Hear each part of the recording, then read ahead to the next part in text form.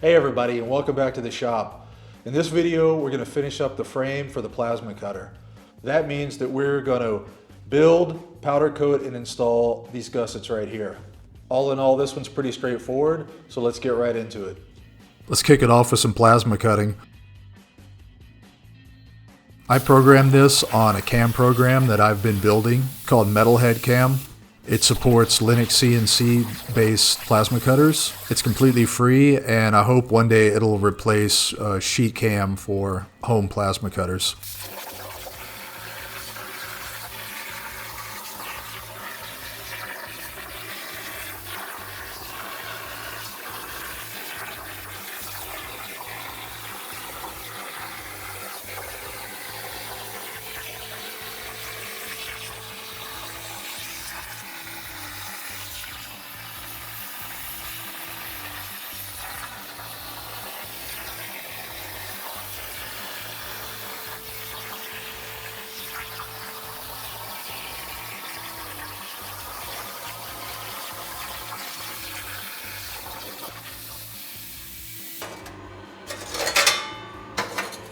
Ah, satisfying. Another fine cut.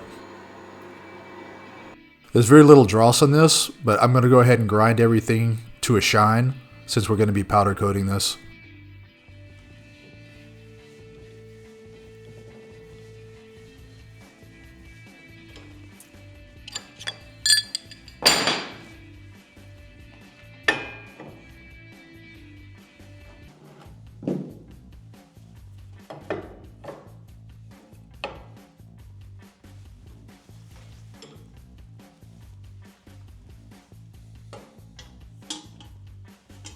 So there's no sort of backstop or guard on this, obviously, so you just have to eyeball it.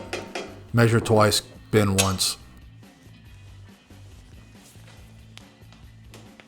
The edge of this vice brake is really sharp, so I only overbend it to account for bounce back in the material by about half a degree. That seems to work okay.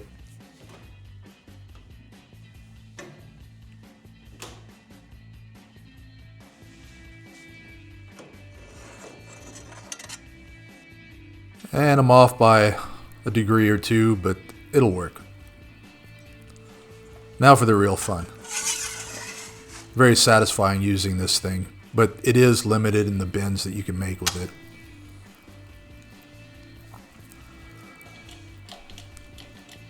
The edge of this is a bit more rounded, so I overbend by like a full degree on this thing to account for bounce back.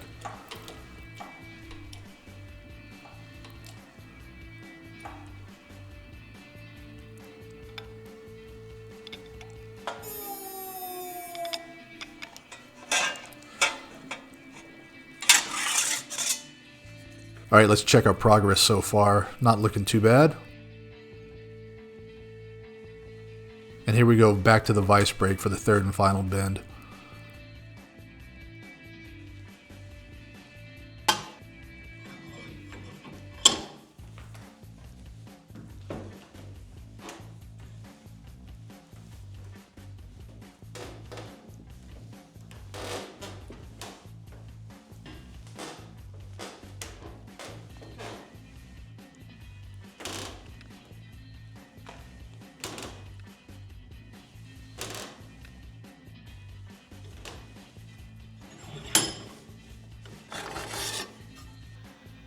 One fully completed gusset ready to go to the powder coating booth.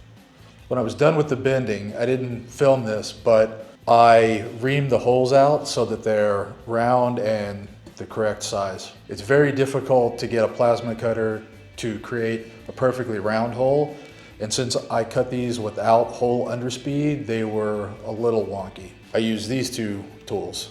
These are reams. If you want to make a hole true to size and concentric, you're going to want to use these, not a drill bit. The bolts I'm using are 8mm, they're M8. So my holes are 9mm, that's this ream.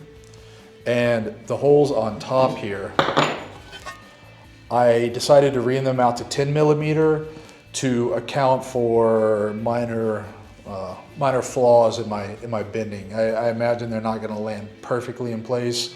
So I'm giving myself an extra millimeter so that I don't have to come back and ream them out later. These reams are just cheapo imports. You can buy these on Amazon, or I don't know, anywhere you get your cheap junk tools from. And now that all the bending and the reaming is done on these, I'm gonna clean them up with some acetone and normal paper towel.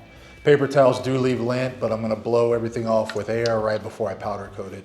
I do this just in case dust settles on it anyway, so it's not a big deal. So I'm gonna clean these up off camera, and we're gonna smash cut to the powder coating booth. Let's get to it.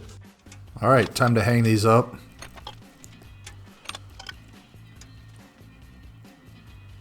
And blow them off. Make sure we get any accumulated dust off of there.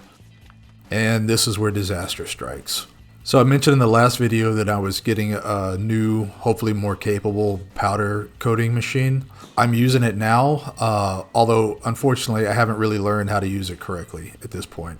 You can see that I blow out a huge amount of powder right off the hop here. What I don't realize at the time is that I have gotten the air that pulls the powder into the airstream through the venturi and the air supply that dilutes the powder and adds more air into the airstream after the venturi.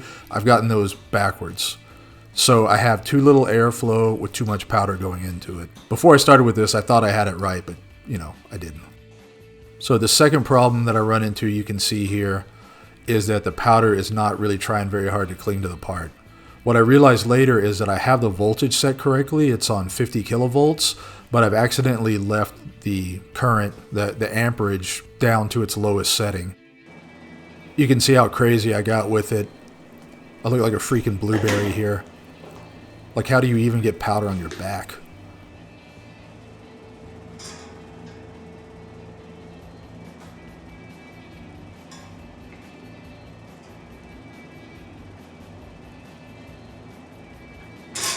So I'm just going to roll these into the oven. I'm going to bake them with the thermostat set to 180. I'm going to bake them for 40 minutes.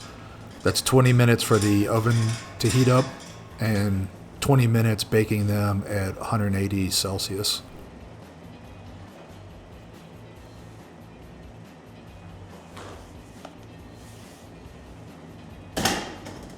So button her up. We can take a look at the aftermath here. It looks like a Smurf did a suicide bombing. Oh boy, I got some vacuuming to do. All right, here we have it. Not looking too bad if I do. Shit. All right, here we have it. Not looking too bad. All that's left is to get these installed. Gonna grab myself some bolts, get to it.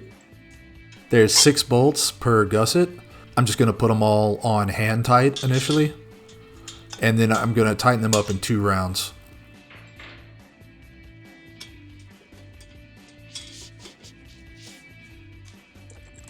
I'm going to kick it into super speed to get the other 3 gussets on hand tight.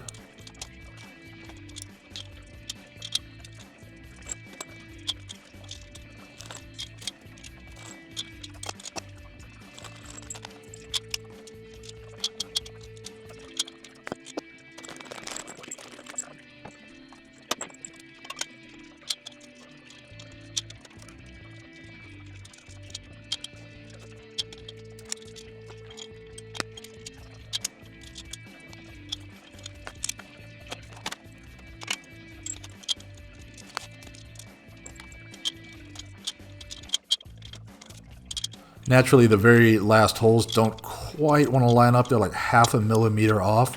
So I'm going to give it a little persuasion here to get those bolts through.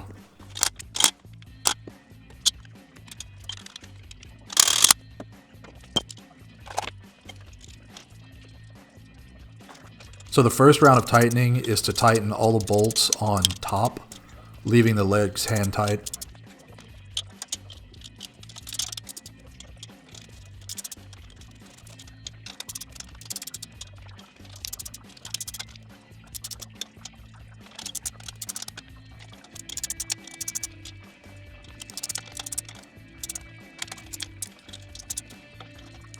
Then I come back and tighten the legs up. I'm hoping doing it this way will mean that there's no chance of it pulling the frame out of shape.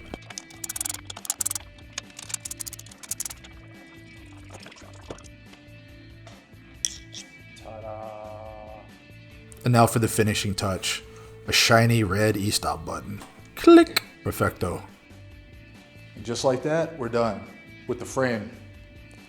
Be sure to like and subscribe, because in the next videos, we're going to put the linear rails on the y-axis, and we're finally going to get around to firing up the aluminum mill behind me here that's been lurking this whole time. We're going to use that to build the carriages that ride on the X and on the Y axes. That's it for now. I'll see you next time.